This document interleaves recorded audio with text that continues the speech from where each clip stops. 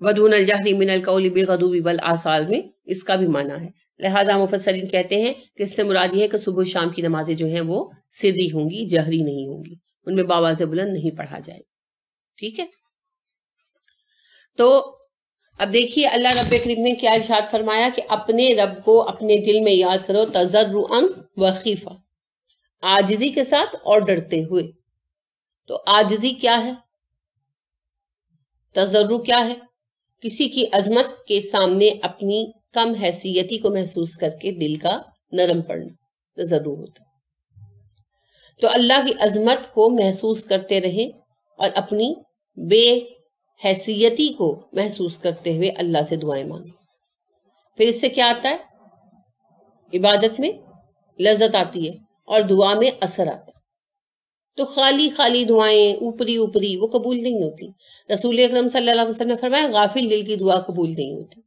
تو ابن عباس سے پوچھا گیا کہ غافل دل کیا ہے؟ تو انہوں نے کہا زبان سے تم دعائیں مانگ رہے ہو اور دل تمہارا متوجہ نہ ہو. اسی لیے پھر ہماری بھی اکثر دعائیں قبول نہیں نہ ہوتی. ہم کہتے ہیں جی دعا قبول نہیں ہوتی، دعا قبول نہیں ہوتی. ہم دعا مانگتے ہی نہیں دل سے.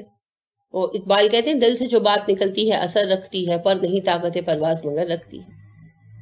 تو دل سے بات نکلے گی تو اثر بھی لائے گی.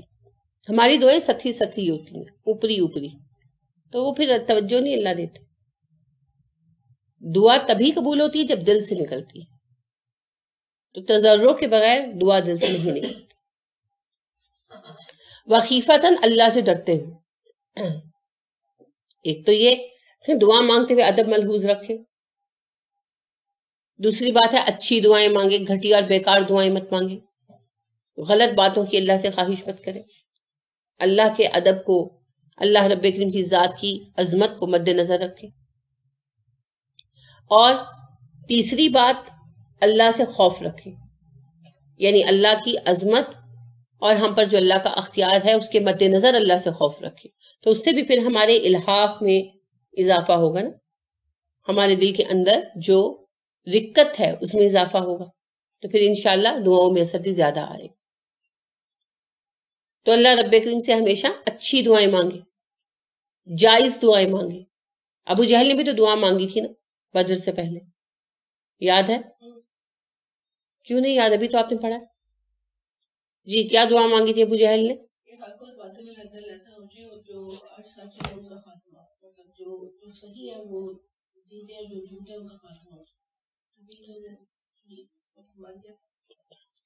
ابو جہل نے کہا تھا کہ اللہ ہم دونوں گروہوں میں سے جو حق پر ہے اسے کامیابی دے، اور جو تیرے نظروں میں باطل پر ہے اس کا نام و نشان مٹا دے اور وہ کبھی واپس نہ جائے. اور اس کی دعا قبول ہوئی.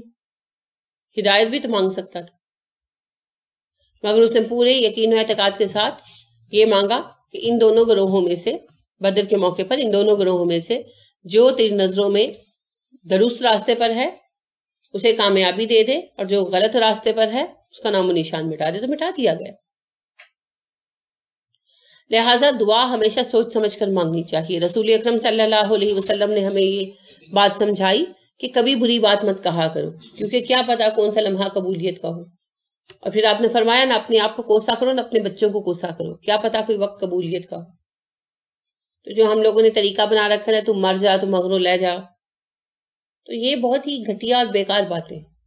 اللہ خود ارشاد فرماتے ہیں انسان برائی مانگنے میں بہت تیزی دکھاتا ہے اچھائی مانگنے کی نسبت، اور بہت ساری باتیں تو ہم معاف کر دیتے ہیں. تو ہم ہر وقت بری باتیں مانگتے رہتے ہیں نا، دوسروں کے لیے برائیاں چاہتے رہتے ہیں. اچھا مانگنے میں ضروری نہیں کہ ہم زبان سے مانگ رہے ہو، ہمارے دل کی خواہش بھی ہوتی ہے فلاں کے ساتھ یہ ہو جائے، فلاں کے پاس یہ نہ رہے، اسے یہ کیوں مل گیا. تو یہ ساری چیزیں بھی دعا ہی کی ایک شکل ہے، خواہش بھی تو دعا کی شکل ہے. تو اگر وہ قبول ہو جائے تو ہم اپنے بہت سے پیاروں کے بہت سارے نقصانات ہوتے دیکھیں، اور وہ لمحاتی باتیں ہوتی ہیں، وقتی باتیں ہوتی ہیں. جب وہ لمحہ گزر جاتا ہے غصے کا یا لالچ کا تو پھر ہمیں اپنے اچھے رشتے جو ہیں پھر اچھے لگنے لگتے. تو اللہ ایسی ساری باتوں کو درگزر کر دیتے. یہ وسوسے کی ایک شکل ہی ہوگی نا. بالکل یہ وسوسے کی ہی ایک شکل ہے. شیطان ہی ہمیں یہ سکھاتا ہے. حسد شیطان کی طرف سے ہے نا، شیطان ہمارے دل میں ڈالتا ہے لو وہ تو اس لائق ہی نہیں ہے جو اس کو مل گیا. بھئی جس کو جو ملا اللہ نے اس کی لیاقت دے کر ہی دیا. ہم کو نہیں فیصلہ کرنے والے وہ لائق نہیں ہے اس کے. یا اسی طرح کی اور باتیں ذہن میں آتی رہتی ہیں نا بیکار قسم کی. تو یہ سب ہوتا شیطان ہی کی طرف سے ہے, اس میں کوئی شبہ نہیں ہے. تو دلوں میں یہ سب وسوسے ہی ہوتے ہیں, یہ شیطان ہی بات ڈالتا ہے کہ اس کو یہ مل گیا, ابا نے اس کو ایک انگوٹھی زیادہ دے دی, ابا نے اس کو 10,000 روپے زیادہ دے دیے, تم پر فوقیت دے دی. تو یہ ہوتا یہ سب کچھ شیطان ہی کی طرف سے, مگر پھر یہ وسوسے آگے چل کر نفرت کی شکل لیتے ہیں, دشمنی کی شکل لیتے ہیں, خرابی پیدا کرتے ہیں. تو ان سب سے بھی ہمیں پناہی مانگنی چاہیے. تو دلوں میں ہمارے جو بھی بری باتیں آتی ہیں, ہم بعض اوقات وہ کہتے ہیں اللہ سے اور اس کے لیے دعائیں کرتے ہیں, اللہ جس کو سبق سکھا دے, اللہ جی ایسا کر کے دوبارہ وہ کبھی ایسی بات نہ کر سکے. اور ظاہری بات ہے یہ بددعائیں ہیں نا, تو یہ بددعائیں کس کے لیے مانگ رہے ہوتے ہیں؟ اپنوں کے لیے. تو اگر ان پر تکلیف آ جائے تو پھر کون بھگتے گا؟ ہم بھی تو ساتھ بھگتیں گے خدا نہ خواستہ. جیسے میاں بیوی کی لڑائی ہو اور بیوی بہت غضبناک ہو اور دعا مانگے کہ اللہ جی میرے شوہر کو تو بس اوقات میں کر دے واپس. تو اگر شوہر پر مصیبت آئے گی تو کس پر آئے گی؟ پورے گھر پر آئے گی, اور سب بالکل بیوی پر زیادہ آئے گی. میں بھی یہ کہنے لگتی کہ اصل متاثر بیوی ہوگی. بچوں کے لیے مانگیں گے تو بچے تکلیف میں ہو گے, بددعا تو اللہ نہ کرے ان پر پوری ہو جائے گی تو خود اپنے اوپر ہی آئے گی. تو ہمارے لیے بالکل صحیح بات ہے. ایک بچپن کی بات ہے, ہماری ایک ہمسائی تھیں تو ان کے شوہر بڑے سخت آدمی تھے. تو ان کی بیٹی کی شادی ہوئی, یعنی یہ سب میرے بہت بچپن کا واقعہ ہے. میری والدہ سے وہ ڈسکس کر رہی تھی تو میں نے یہ بات سنی اور وہ میرے ذہن میں رہ گئی. تو وہ ان کی بیٹی کی شادی ہوئی تو ان کے میاں بہت ہی ظالم ثابت ہوئے, انہوں نے بہت سفر کیا. تو وہ کہنے لگی میری والدہ سے کہ جب میرے میاں مجھ پر سختی کرتے تو میری والدہ کہا کرتی کہ تو اپنی تی تو پائیں, بددعا دیتی. تو کہتی پتہ نہیں شاید ان کی بددعائی قبول ہوگی, میری بیٹی اتنی سختی سہ رہی ہے. تو میری بیٹی سختی سہ رہی ہے تو اصل تکلیف تو پھر مجھے ہی ہے. اب یہ ضروری نہیں ہے کہ ان کی بددعا ہی قبول ہوئی ہو, میں بھی ہو بھی سکتا ہے, تقدیر کے راز تو اللہ ہی جانتا ہے. لیکن بات یہ ہے کہ ان کے دل کو دوہرا غم لگ گیا نا, ایک بیٹی کی تکلیف کا اور دوسرا یہ کہ یہ میری ماں کی بددعا کی وجہ سے ہوا. نہ میری ماں بار بار ایسی بددعا دیتی, نہ میری بیٹی کے ساتھ ایسا ہوتا. تو بات ساری یہ ہے کہ اچھی بات کہیں. آپ یہ دعا کیوں نہیں مانگتے کہ اللہ میرے داماد کو میری بیٹی کے ساتھ نیک ہونے کی توفیق دے؟ یہ دعا کیوں نہیں مانگتے اچھا شوہر کی تھوڑی آمدن کم ہو گئی, کچھ ہو گیا تو اللہ مجھے ایسی نوکری دے کہ میں شوہر کے ساتھ کھڑی ہو سکوں. تو اللہ مجھے ایسی نوکری دے کہ میں گھر کا سارا خرچہ اٹھا لوں. یہ دعا کیوں نہیں مانگتے کہ اللہ میرے شوہر کو پھر سے اتنی برکت دے کہ وہ سارا خرچہ اٹھائے؟ مشکل راستے کیوں مانگتے ہیں, آسان راستے مانگے. اللہ وہ آسانیاں عطا کرے جو ہم سے چھن گئی ہیں اور اس سے زیادہ بہتر آسانیاں عطا کرے. تو ہمیشہ آسانی مانگا کہ دعائیں مانگنے کے مطابق لوگوں کا تصور بہت غلط ہے. ایک خاتون مجھ سے ملنے ہی پتہ نہیں کہاں سے تھی, تو ملنے آئی تو کہنے لگی کہ میرا بیٹا نہیں ہے, میں اللہ سے بہت دعا کرتی ہوں اللہ مجھے بیٹا دے, پاوے میں بڑا ہو کے 2-4 چھتر ہی مار لے. میں ان کی بات پہ اتنی حیران ہوئی, میں نے کہا آپ اتنی بے وقوفانہ دعا کیوں کرتی ہیں, آپ یہ دعا کیوں نہیں کرتی اللہ پہ سوالے بیٹا دے؟ آپ دیکھیں قرآن پڑھیں گے تو عقل آئے گی نا. زکریا علیہ السلام کیا دعا کر مانگتے تھے؟ اللہ مجھے ایک بیٹا دے جو صالح ہو اور جو آلے اسرائیل کا, بنی اسرائیل کا وارث بنے, آل یعقوب کا وارث بنے. کتنی اعلیٰ دعا تھی, کیونکہ ان کی وراثت کیا تھی؟ نبوت. تو پھر اللہ نے بیٹا دیا نا یحییٰ جیسا, جس کا نام بھی اللہ نے خود رکھا یحییٰ, اور کہا اس کا نام بھی اللہ نے خود رکھا ہے یحییٰ, جو پہلے کسی کا نہیں رکھا گیا. پھر اللہ نے ایسا بیٹا دیا. تو جیسی دعا مانگیں گے ویسی ہی مراد آئے گی نا. دعا مانگتے ہوئے عقل لینی چاہیے, عقل کا استعمال کرنا چاہیے, اچھی دعا مانگنی چاہیے. جیسے ابراہیم علیہ السلام نے دعا مانگی تھی کعبے کی تعمیر کے وقت, اللہ ہم دونوں کو اپنا فرما بردار بنانا اور ہماری اولاد میں سے ہمیشہ ایک گروہ اپنا فرما بردار رکھنا. تو ابراہیم علیہ السلام کی اولاد میں سے, نسل میں سے ایک گروہ ہمیشہ مسلمان رہے گا. پہلے یہود رہے اور اب عرب ہے. قیامت تک عربوں کا ایک گروہ ہمیشہ ایمان پر, صحیح ایمان پر رہے گا. یہ ہوتی ہیں دعائیں. ہمیں تو دعا مانگنے کی بھی عقل نہیں ہے. تو یہاں وہی تہذیب سکھائی جا رہی ہے. ایک تو دعا مانگو تضرع کے ساتھ, الحاح کے ساتھ, اور دوسرا اللہ سے ڈرتے ہوئے جائز دعائیں مانگو. بڑی عجیب عجیب باتیں میرے مشاہدے سے گزری ہیں, جہالت کی باتیں ہیں نا. تو ایک خاتون جو ہے وہ آیت کریمہ پڑھا رہی تھی, تو میں نے ان سے پوچھا کہ کس لیے پڑھا رہی ہیں، تو کہنے لگی کہ میری بہو کی ڈیلیوری ہے تو مر جائے، جان چھوٹے ہماری. اچھا اب بات یہ ہے کہ زندگی موت کا فیصلہ جو ہے وہ دم درود سے تو ہونا نہیں ہے، وہ تو اللہ نے لکھ رکھا ہے. اچھا اب فرض کرنے کہ بہو بری ہوگی، میں نہیں کہتی، مجھے نہیں پتا، بہو بری ہوگی، بہت بری ہوگی، لیکن اگر آپ قرآن سمجھتے ہو تو آپ کو یہ پتا ہے کہ ہر بندے کی موت کا وقت لکھا جا چکا ہے، نہ وہ آگے بڑھ سکتا ہے نہ پیچھے ہٹ سکتا ہے. تو میرا اس کے لیے بد دعا کرنا سوائے میرا رینک کم کرنے کے اور کچھ نہیں کر سکتا.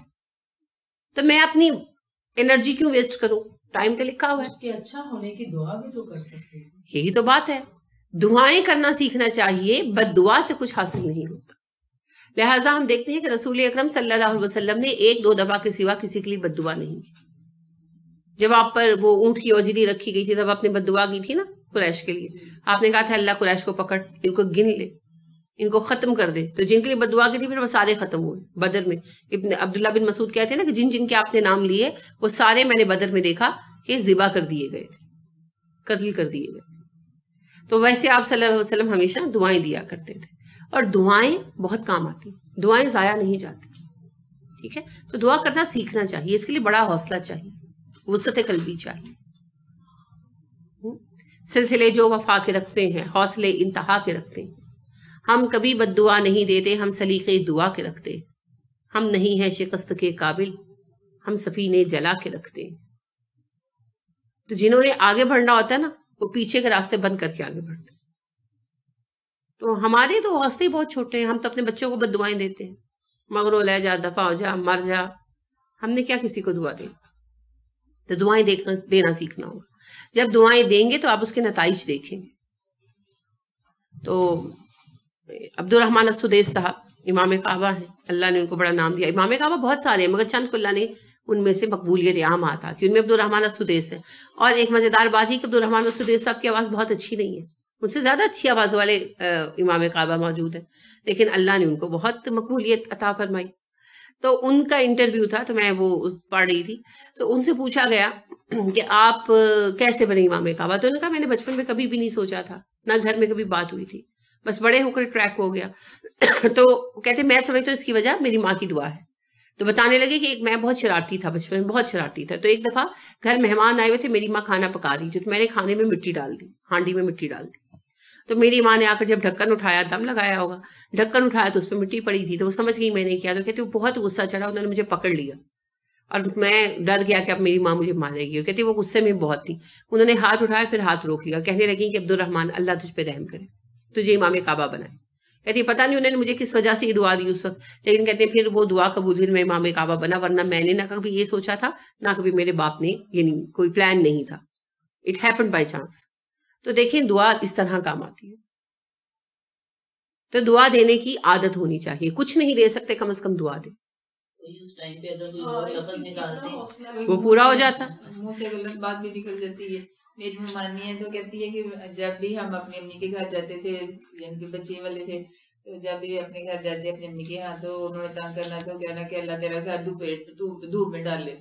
تو کہتی ہے انہوں نے ایسی بات کہی کہ ہمارا دوسری منزل پہ گھر تھا، سامنے سورج. تو کہتی ہے اکثر میں نے اپنی امی کو یاد کرنا کہ امی آپ نے تو بات ایسے کہتی تھی، لیکن وہ بات پوری ہو گئی ہے کہ میرا گھر دھوپ میں ہے. اصل میں ہمارے بڑوں میں کچھ چیزیں جو ہے نا سلینگ چلتی آ رہی ہیں، ان کے معنوں پر غور نہیں کیا جاتا. تو یہ اسی قسم کی بات ہے. اگر کبھی آپ جذبات میں کوئی غلط بات کہہ دیں پھر اس پر استغفار کیا کریں، اگر کبھی کہہ دیں. ویسے اپنے آپ کو دیکھیں، جب غصہ ہوتا ہے نا اس وقت غصے کی حالت میں اگر آپ اللہ کی فرما برداری کرتے ہیں تو بات بہت قبول ہوتی ہے. مقبولیت کے اوقات میں سے ہے نا اپنے نفس کی خواہش پر قابو پا کر اللہ کی بات یاد رکھنا، اس وقت دعا بہت قبول ہوتی. تو انہوں نے اس وقت وہ دعا مانگی تو اللہ نے ان کی وہ دعا قبول کر لی. شاید ساری زندگی محنت کرتی رہتی اور نہ کر پاتی. کئی کیسز آپ کی نظروں سے گزرے ہوں گے، کوئی ماں باپ حفظ کرانا چاہتے ہیں بچے نہیں کرتے، کوئی ڈاکٹر انجینئر بنانا چاہتے ہیں بچے نہیں بنتے. تو ان کی ایک وقت کی یہ بات قبول ہو گئی. تو اصل میں اپنے غصے پر قابو پانا سیکھیے، یہ ضروری ہے، تبھی فائدہ ہوگا. تو دعا جو ہے یہ بہت بڑی عبادت ہے. رسول اکرم صلی اللہ علیہ وسلم نے فرمایا الدعاء ہی العبادہ، دعا ہی تو عبادت ہے. تو دعائیں کرتے رہنا چاہیے. دعا ہر حال میں قبول ہوتی ہے، کبھی رد نہیں کی جاتی.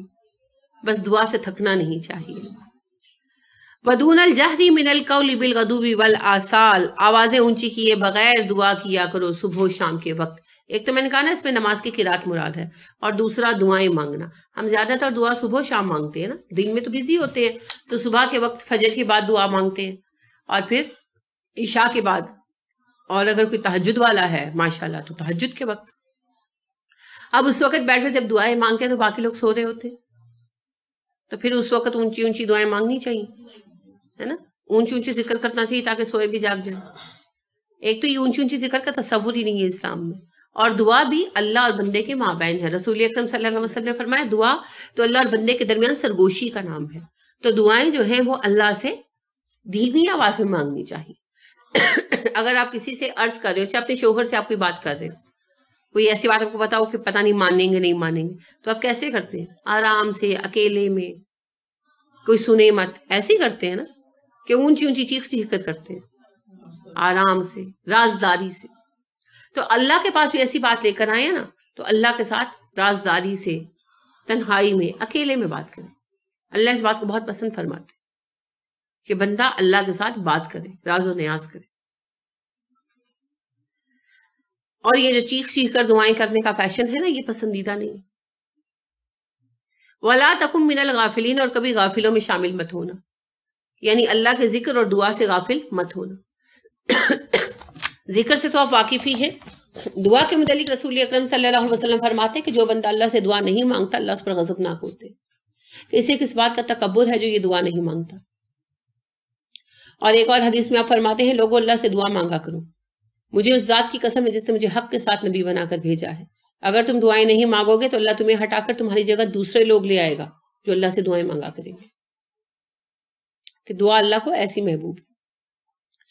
ان الذین، بے شک وہ لوگ، عند ربک، جو تیرے رب کے پاس ہیں، لا نہیں، یستکبرون، وہ تکبر کرتے، عن عبادتہ، اس کی عبادت سے، ویسبحونہ، وہ تسبیح کرتے ہیں اس کی، ولہ، اور اس کے لیے، یسجدون، وہ سجدہ کرتے ہیں. بے شک وہ لوگ جو تیرے رب کے پاس ہیں، جو ہستیاں تیرے رب کے پاس ہیں، وہ اللہ کی عبادت کے مقابلے میں کبھی تکبر نہیں کرتے، اور وہ ہمیشہ اللہ کی تسبیح کرتے ہیں اور اللہ ہی کے لیے سجدہ کرتے ہیں. کتنا سجدہ ہے جی؟ یہ پہلا. شاباش. یہاں آیت سجدہ ہے، یہاں سجدہ کیا جاتا ہے. سجدہ کا طریقہ کیا ہے؟ اللہ اکبر کہہ کر تو بس ایک سجدہ کرنا، اللہ اکبر کہہ کر اٹھ جانا. اگر آپ اس موقع پر نہیں کر سکے تو بعد میں بھی کر سکتے ہیں. اور جو آپ تعلیم کے لیے پڑھ رہے ہوتے ہیں، پڑھا رہے ہوتے ہیں، جیسے بچوں کو آپ پڑھا رہے ہوتے ہیں یا جیسے ہم پڑھ رہے ہیں، تو اس میں پھر لازم نہیں ہے سجدہ. دوسری بات یہ ہے کہ اگر آپ تلاوت کر رہے ہیں اور آپ نے سجدہ کیا، بالکل کرنا ہے، تو سنتے ہوئے بعض اوقات رسول اکرم صلی اللہ علیہ وسلم نہیں بھی کرتے تھے. لہٰذا آپ صلی اللہ علیہ وسلم قرآن سنتے تھے تو کبھی سجدہ کرتے تھے اور کبھی نہیں کرتے تھے. وہ ریزن یہی ہے کہ اسٹوڈنٹس تھے نا، صحابہ جو یاد کرتے تھے وہ آپ کو سناتے تھے کہ غلطی تو نہیں ہے. تو کئی صحابہ سناتے ہوں گے دن میں، تو پھر ہر وقت پاسبل نہیں نہ ہوتا، بعض اوقات یاد بھی نہیں رہتے. جیسے جو خواتین قرآن پڑھاتی ہیں، ان کے پاس 50 بچے پڑھ رہے ہیں، 40 بچے پڑھ رہے ہیں، کتنے سجدے کریں گے؟ وہ پاسبل نہیں ہے نا، انسانی امکان سے باہر کی بات ہے. پھر بعض اوقات یاد ہی نہیں رہا. تو لہٰذا ٹیچر اسٹوڈنٹ کے لیے لازم نہیں ہے. کر لیں تو ٹھیک ہے، بعد میں کر لیں تو بھی ٹھیک ہے، اور نہیں کیا تو بھی ٹھیک ہے. ہاں، جب ہم خود قرآن پڑھ رہے ہیں، تلاوت وغیرہ کر رہے ہیں یا لگا کر سن رہے ہیں، تو تب پھر ہم سجدہ ضرور کریں گے. تو اللہ نے کہا مجھے تمہاری عبادتوں کی ضرورت نہیں ہے، تم عبادت کرتے ہو تمہارے کام آتی ہے. تمہاری دعا کرنے سے میری ربوبیت میں اضافہ نہیں ہو جاتا، تمہارے ذکر کرنے سے میری عظمت میں اضافہ نہیں ہو جاتا. اور نہ ہی ایسا ہے کہ میں عبادت کو ترسا ہوا ہوں کہ کوئی عبادت نہیں کرتا تو تم بیچارے کر دو. نہیں، میرے فرشتے جو میرے پاس ہیں وہ ہر وقت میری عبادت کرتے ہیں اور ہر وقت تسبیح کرتے ہیں، سجدوں میں پڑے رہتے ہیں، اور کبھی عبادت سے نہ تھکتے ہیں نہ اس کے مقابلے میں تکبر اختیار کرتے ہیں. تو تمہاری عبادت کی ضرورت نہیں. تم اگر عبادت کرو گے تو اپنی ذات کے لیے کرو. رسول اکرم صلی اللہ علیہ وسلم فرماتے ہیں کہ جب مجھے معراج پر لے جایا گیا تو میں نے ہر آسمان پر فرشتوں کی اتنی تعداد دیکھی کہ ان کے بوجھ سے آسمان چرچرا رہے تھے. جیسے پرانی چھتیں ہوتی تھی نا تو بلیوں والی، تو وہ زیادہ لوگوں کے چڑھنے کی وجہ سے چرچر کی آواز آتی تھی ان میں سے، لکڑی ہوتی تھی. تو رسول اکرم صلی اللہ علیہ وسلم نے فرمایا کہ آسمان فرشتوں کے بوجھ سے چرچرا رہے تھے. تو ان میں کوئی فرشتے اگر سجدے میں تھے تو سجدے میں ہی تھے، اور کوئی رکوع میں تھے تو رکوع میں ہی تھے، اور کوئی قیام میں تو قیام میں ہی تھے، اور وہ ہمیشہ ایسے ہی رہیں گے. یعنی ہر کیفیت میں وہ اللہ کی عبادت کر رہے ہیں اور ہمیشہ کرتے رہیں گے. انہیں نہ تو تھکن آتی ہے کیونکہ وہ فزیکلی تھکتے نہیں ہیں، نہ ہی وہ اکتاتے ہیں. ہم تو اکتا جاتے ہیں نا، ہر چیز سے ایک لیول پر اکتا جاتے ہیں. لہٰذا رسول اکرم صلی اللہ علیہ وسلم نے فرمایا جب تک تمہارا دل چاہے تب تک قرآن پڑھو، جب دل تھکنے لگے قرآن بند کر دو. تو قرآن سے بھی دل تھکتا ہے نا. جب آپ یعنی بہت زیادہ پڑھیں تو پھر منہ خشک ہو جاتا ہے، بیزاریاں لگتی، پھر آپ بند کر دیتے. کوئی بھی بہترین ناول پڑھ رہے ہو آپ اپنا پسندیدہ، تو بھی آپ ایک لیول پر آ کے تھک جاتے ہیں. اب اپنا پسندیدہ کوئی پروگرام ہی دیکھ رہے ہیں تو پھر کیا ہوتا ہے، ایک ٹائم پر آپ کو بیزاری ہونے لگتی ہے. کوئی فلم آپ کو بڑی پسند آئی ہو زندگی میں تو آپ اس کو 2 3 4 دفعہ کتنی دفعہ دیکھیں گے، پھر ایک ٹائم آئے گا نا اس سے اکتا جائیں گے. فطرت ہے انسان کی. اس دنیا میں انسان اور دنیا اسی چیز پر چل رہی ہے، ثبات کسی چیز کو نہیں ہے. تو اسی اصول پر کائنات چلتی ہے. لیکن فرشتے ہماری دنیا سے نہیں ہے نا، ان کو کسی چیز سے اکتاہٹ نہیں ہوتی. وہ جس کام کے لیے بنائے گی وہ اس میں لگے رہتے اور خوش رہتے ہیں. اس کی اب آپ ایک مثال دیکھیں، آپ پانی میں اپنے بچے، گرمیوں میں بچے کہتے ہیں ہم نے پول میں کھیلنا ہے، پول میں پانی بھر دیتے ہیں، کتنی دیر کھیلتے ہیں، پھر ایک ٹائم آتا ہے کچھ بھی نہ کہیں، ایک ٹائم میں خود ہی نکل آتے ہیں، بس ہو جاتی ہے. بطخ کا بچہ کبھی تھکا؟ کبھی بھی نہیں. وہ تھک ہی نہیں سکتا نا، بائی نیچر وہ پیدا اسی لیے کیا گیا، وہ پانی میں گھومتا رہے گھومتا رہے گھومتا رہے گھومتا رہے. آپ کا بچہ کھانے کا شوقین ہو، آپ اس کو کھانا دے دیں، کتنا کھائے گا؟ آخر ایک وقت اٹھ جائے گا نا تنگ آ کر. لیکن مرغی کا بچہ کبھی کھانے سے نہیں تھکتا، وہ ہر وقت ڈھونڈتا رہتا ہے. اسی طرح سے فرشتے پیدا ہی عبادت کے لیے کیے گئے، وہ کبھی نہیں تھکتے. ان کی غذا ہی عبادت ہے. بعض علماء کہتے ہیں کہ عبادت ان کے لیے غذا کا درجہ رکھتی ہے، وہ نہیں تھکتے. تو بہرحال فرشتے کسی بھی طرح نہ تھکتے ہیں اور نہ ہی اکتاتے ہیں، اگتے بھی نہیں. ایک تو ہوتا ہے نا فزیکل تھکن، ایک ہوتا ہے کہ ذہنی تھکن، بیزار ہو جانا. تو وہ بیزار بھی نہیں ہوتے. تو جس کام کے لیے بنائے گئے ہیں، سجدہ کرنے کے لیے بنائے گئے وہ سجدہ کر رہے ہیں، قیام کے لیے بنائے گئے قیام کر رہے ہیں، دعا کے لیے بنائے گئے دعا کر رہے ہیں. کوئی کسی قسم کی جو ہے نا اس میں کمی نہیں ہو رہی.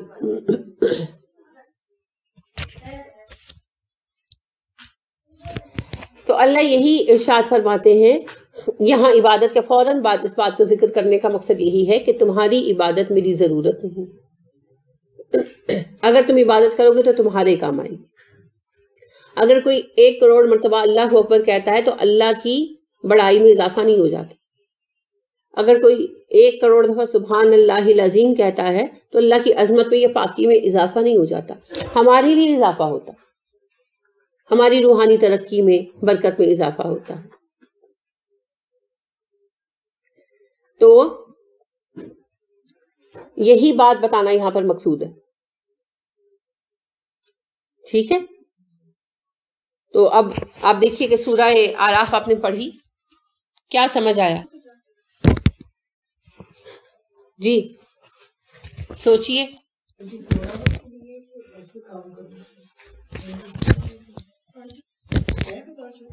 جی سورہ اعراف آپ نے پوری پڑھ لی. آپ نے نوٹس فرمایا اعراف اور انعام دونوں کا موضوع توحید تھا. اعراف میں کون سے واقعات بیان ہوئے؟ شرک تو توحید کے ساتھ آئے گا ہی آئے گا. نصیحت قوموں کے تذکرے سے کی گئی یا اللہ کی تخلیق کے ذریعے سے کی گئی؟ کس میں؟ انعام میں. انعام کا میں پوچھ رہی ہوں. سورہ انعام میں قوموں کے واقعات اور تاریخ کے ذریعے نصیحت دلائی گئی یا کہ اللہ کی تخلیق اور نشانیوں کے ذریعے؟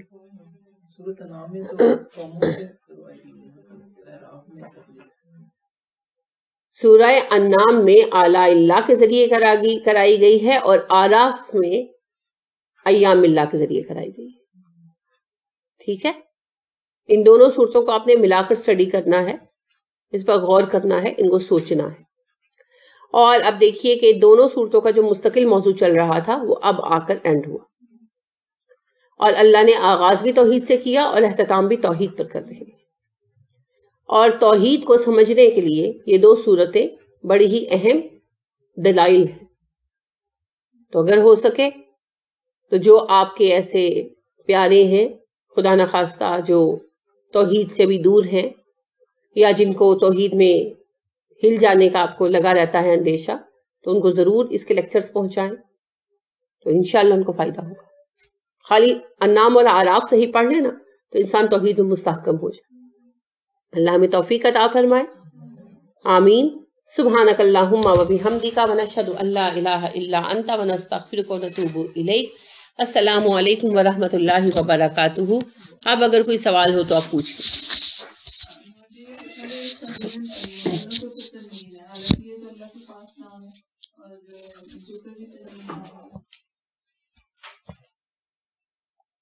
اس سے پہلے انہو بھی تو آیا نا، تو ہو کے بعد اس طرح سے نام آنا عربی گرامر کا ایک اصول ہے، یہ بھی انشاءاللہ آپ پڑھیں گے.